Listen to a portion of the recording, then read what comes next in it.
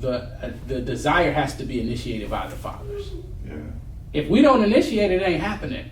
And I never wanted to position myself to be a father in the home, but not present.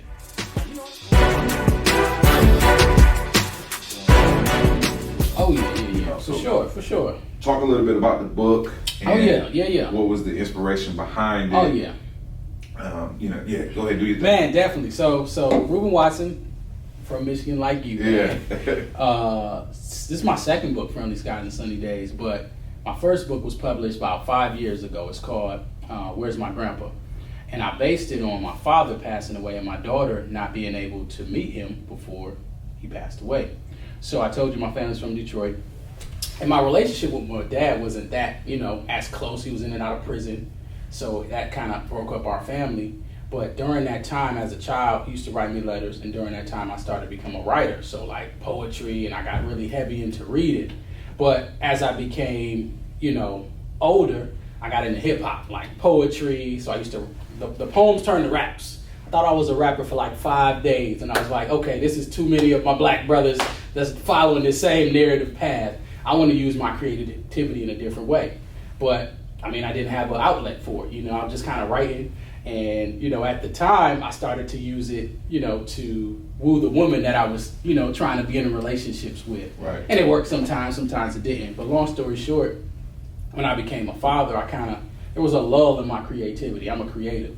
And I have a pillar that I live by. I'm created by the Creator to create. Yeah. And I found myself writing again, putting myself in a position saying, okay, I want to write. But my children became my muses. So I started to write stories about their experiences. And that's how I started to manifest my first book and now my second book, Friendly Skies and Sunny Days. And I wrote it during COVID, man. COVID opened a door that was not open. Like, I don't know if you remember. You probably do. Everything was locked down. You could only go to what? You can only go to the store. Or you could go to, you go to work sometimes if you had to work, right? Or if you're not at work. But when you put yourself in a position where you're limited in society, like I've never been in this experience. I'm like, we got to go somewhere. Mm-hmm. Kids are at home. I'm working from home. My wife's working from home. Our only outlet was going to the park. So that's where the story came from. It came from the experiences that my children had going to the park. Like, I never in my life went to the park so many times because it became therapeutic for my children's happiness.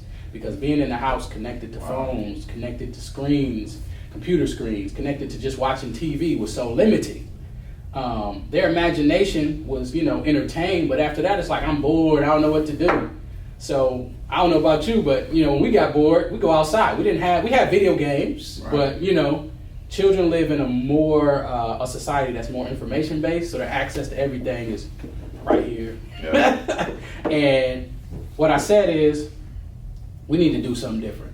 So what I started doing is I started intentionally planning time with my children, taking them to parks, taking them to spaces where they can run free without a mask, run free without having a sign that says stand 6 feet here, and be in a natural environment that wasn't limiting or based on a digital experience. So my children started to enjoy going to the park, and then we started to go regularly, and they started to have these experiences, unique experiences, like a butterfly just fly on my son's shoulder. We see a snake going in the grass. We started to become more aware of the environment because we were there and we were disconnected from other things, other technology, and we were in a space where there really weren't any limits.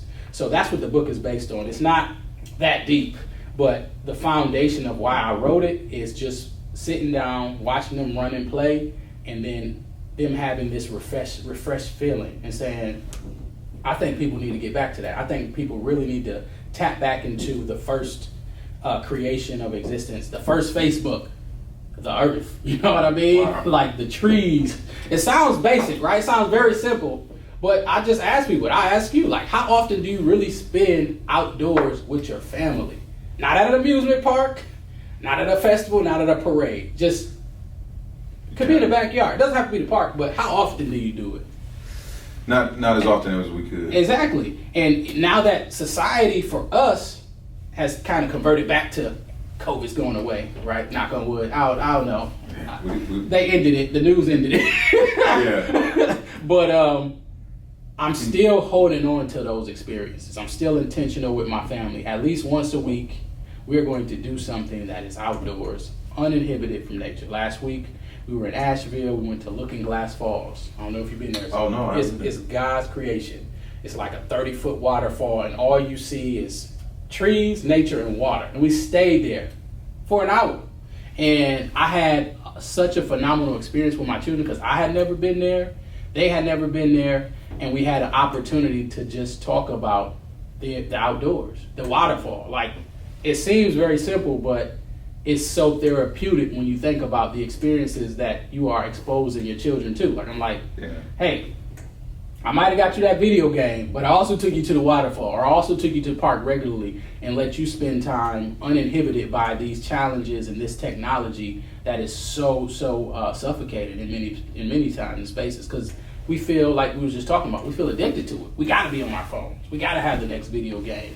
We got to see the next TikTok dance and be up to speed on that. But for me, it shifts gears when we're outdoors.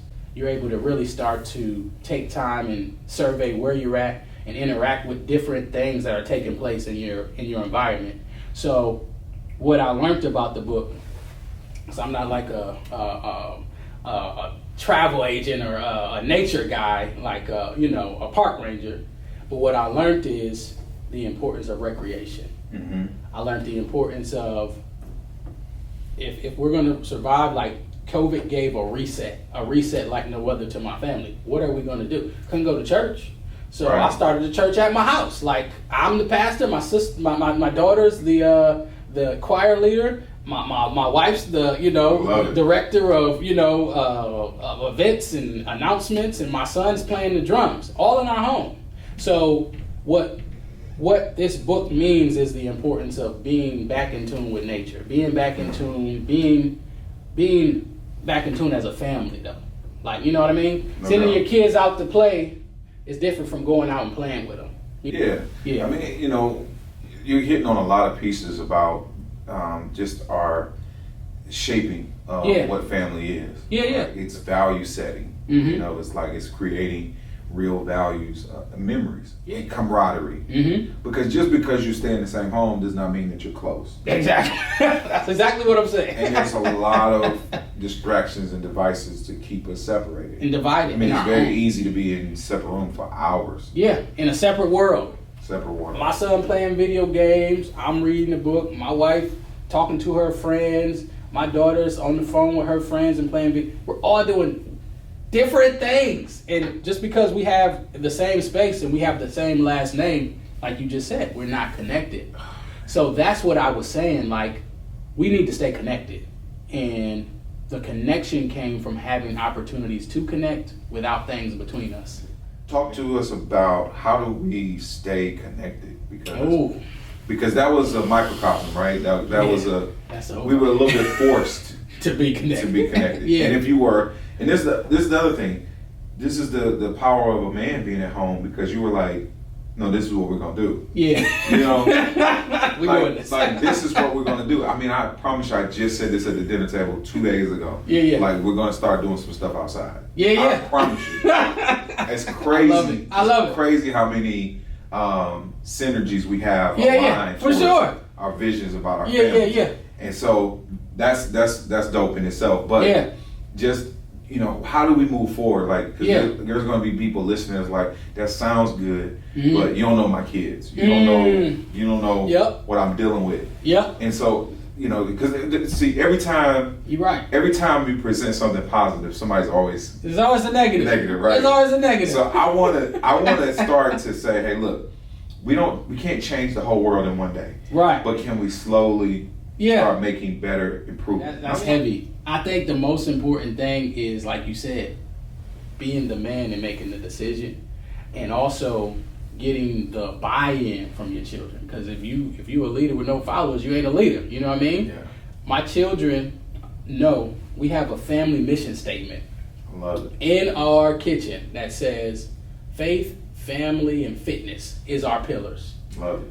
I didn't create it. Me and my wife sat down, said this, what do we want to do? We presented to our children.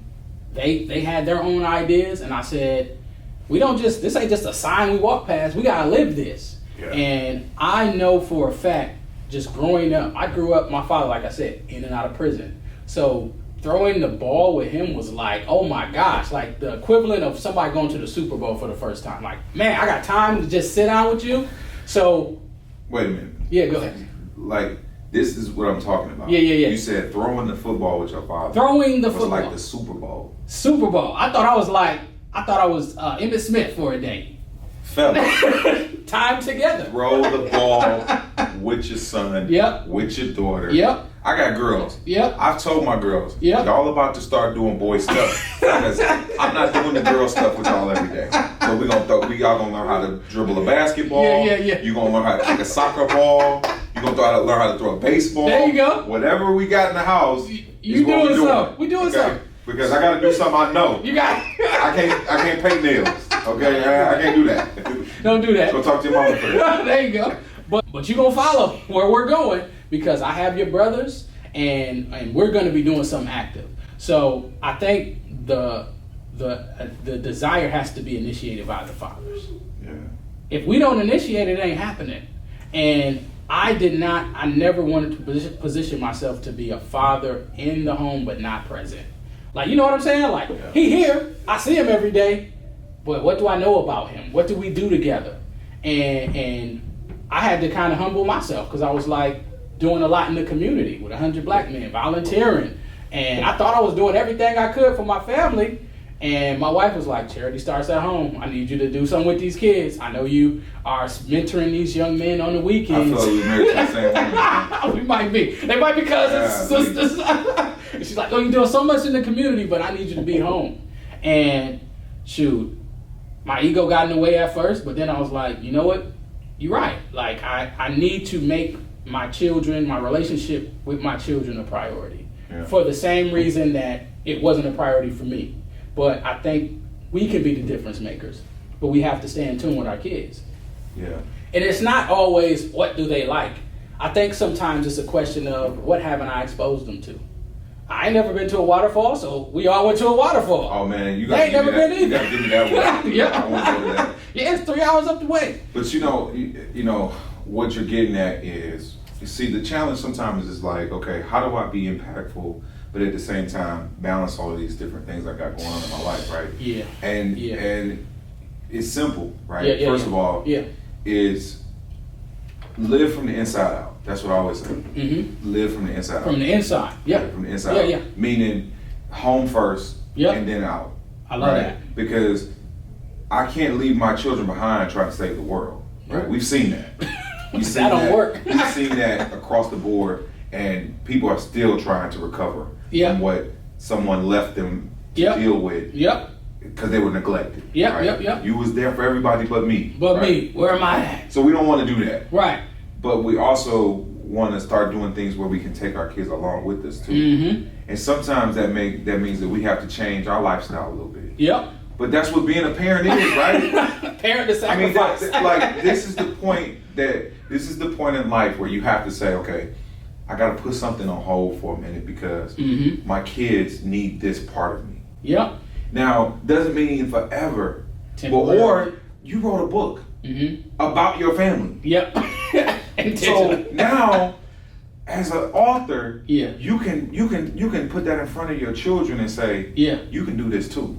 Yep. That's the next thing I was gonna get at, because I'm on the same wavelength with you. Now I sell the book with my family. Right. So now if I go to an Earth Day festival or any type of festival in the community, my kids are with me. Exactly. Because the book's about them. What am I sitting up here for saying, hey, this book's about my kids, but I don't got kids around me? Like, that doesn't make sense. Exactly. I mean, I've done it before, but it's easier to talk about a book with your kids when you wrote, they're my muses. Exactly. And it doesn't, like I said, as an author, there's so many things I could have focused on, but what motivated me and what inspired me during that moment for therapy, writing, was my kids. Yeah. So I'm saying to them, okay, you see the glitz and glamour of you being a character in the book. Now I think let's learn the business of it. Let's learn how to utilize this product to put you in a position to understand the marketplace. So now I'm saying you don't got to be an author, but now you know there's a way and a method to interact in the world, and especially the world we live in. It's capitalistic, so you got to put yourself in a position to understand how society works. Exactly. Buyers and sellers, movers and sellers. Everything's for sale. It's a deal being made every day. And you're an entrepreneur, so you know. Are you going to be involved? That's it. See, it's a deal being done every day. Every day. So there's a lot of elements to it. It's not just being an author. It's also understanding the business part of it. But it's also helping them understand, hey, this is something I'm interested in. My daughter's written 7 books. I didn't tell her to write them. Wow. She said, Dad, I wrote this book. And we was writing a book together, and it was going well, but she kind of got, frustrated with it because she wanted to write a book with her friends. And I was like, go write the book with your friends. Like, you don't got to choose between me and them.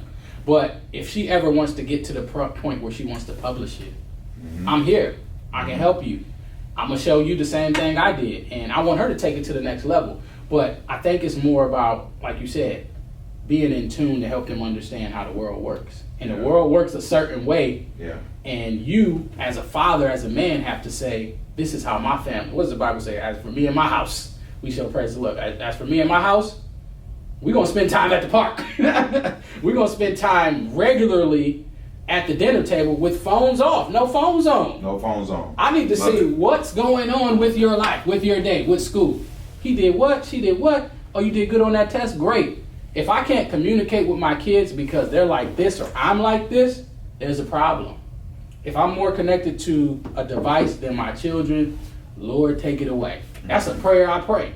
Because I think yeah, but I've had that prayer though. You know what I'm saying? Because I've had to initiate that with, things happening in life. But I think the most important thing is setting the standard. And as men and as fathers, we set the standard. Yeah. They're not going to do what we say, but they'll do like we do. Absolutely. So Absolutely. that's what I said. Like it's you have to be so intentional with your time. Yeah. That's what it boils down to. Entrepreneurship. Yeah. Discipline. Creativity. Yep. Shared values, all being presented through writing a book. Yeah. Right. Because you're showing your children how to produce in the world, right? Yep. We have to be producers. We have to. Right. We were designed to produce. Absolutely. A lot of times, and we know this as adults, that you can get. We just did a podcast on defeated mentalities, right? Yep. And how you compare yourself. Yep. And it paralyzes you. Yeah. It paralyzes you to a point where you don't allow yourself to be creative, right? Because you think that I can't do what they do. Yeah. And so as a father, what you're doing is you're setting the tone to say, before you even have all of those thoughts, you've already accomplished something. Yep. And you see what success looks like. Because this is something for us as a family. Yep. Right? Yep. And I always say, I read something that talked about you should write a book not just for business purposes, but to chronicle your life. Yep. Right? I mean, if it means something to you, you should write it down. And if it really means something, you should put it in a book. I mean, how else are you going to? I mean, you can digitize it. There's other ways, but you're right. This writing is capturing a moment in time. That's it. Moment in time. A moment in time. You said, I told you, this book came out a year ago. Yeah. But quite honestly, I've been working on it, marketing and promoting it for over a year. Like I started a year before marketing. Now it's released. Now I'm still on the other end of marketing it. Yeah. But the book. So make sure. Yeah. For the skies a sunny day. This is going to be on. The link is going to be on this YouTube channel. It's on Etsy. It's on Amazon. We're going to make sure we support. But my kids, when I wrote it, my son was 5. My son's 7 now. So now I'm talking about how I can utilize this experience as a story and continue to share this story with other families, other fathers, other kids who can be inspired to just go read it. And every time I talk to somebody about my book, I say, This book is based on an experience, but it's meant to be read outside. Mm-hmm. Don't read it indoors. Don't read it before bedtime. Take it to the park, enjoy it with your family, and then put it down. You know, have a conversation about the elements of the book, but also develop and write and experience your own journey. You know what I mean? Because we all have a story to tell. I just took a book because I said there is not a book I know of that I've seen written about African American children going outside and enjoying nature. Love it. You know what I mean? Like a different, unique take. And Maya Angelou said, if there's a book or something that you haven't seen, or a book that hasn't been written, it's your responsibility to write it. So I said, well, I'm gonna take responsibility because I believe the experience of our people is very unique, and it's up to us to tell those experiences. You know what I mean? Yeah. And it's so many untapped stories. You know what I mean? So whenever I talk to people, whether it be a father who wants to write for their kids or write a book for himself, for his life, I'm like, if you feel motivated, you should do it.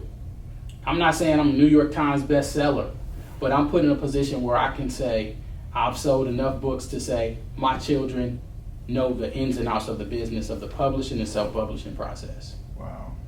And that's all it is. You know what I mean? Yeah. I think as men and as fathers, we put ourselves in a position to say, oh, if I do it, I got to be number one. Everybody want to be Kobe. Jordan, no, be the best you can be. You know what I mean? And I feel like God entrusts us with certain gifts, and it's up to us to cultivate them.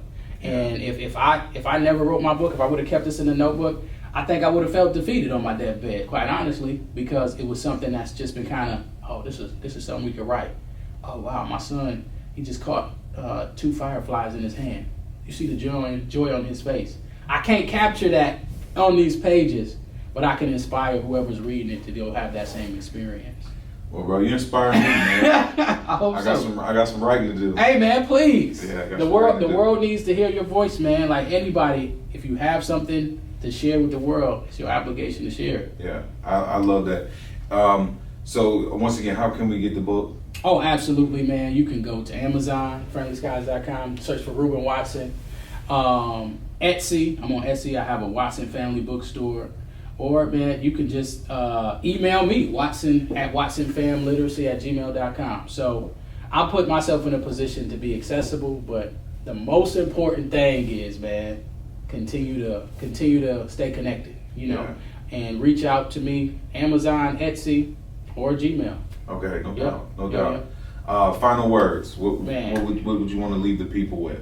Man, the most important thing is, and we didn't talk about this, but our conversation has really been centered on, everybody has been focusing so much on mental health, but there's also this aspect of generational wealth. I challenge all fathers to focus on generational health. What healthy habits are you leaving to your children? And not just your children, your children's children. When you become granddaddy used to take you to the park, granddaddy.